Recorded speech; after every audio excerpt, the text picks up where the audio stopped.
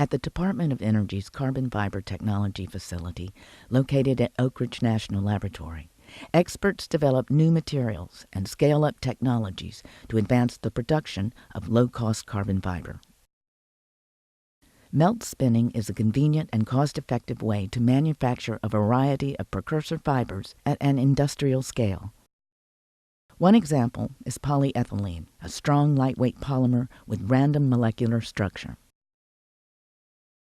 Polyethylene pellets are vacuumed into a hopper, which distributes them to a large, single-screw extruder.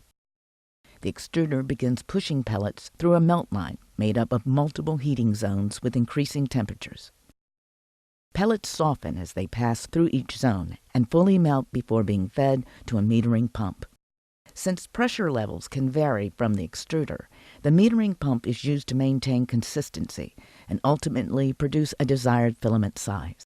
The melted polyethylene moves through a filtration system to remove solid particles such as dirt or sand. The melted plastic is then pushed through a spinneret, a plate with hundreds of passageways determining the number of filaments per strand. The melted pellets form thin filaments, and cold air then rapidly cools the filaments to achieve solidification.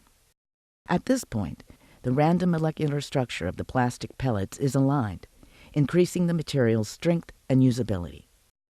The operator then gathers the filaments using a vacuum to add tension that maintains molecular alignment.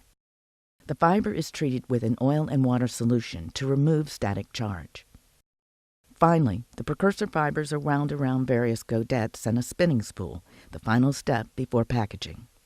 Spool size can range from 3K filaments per strand and up.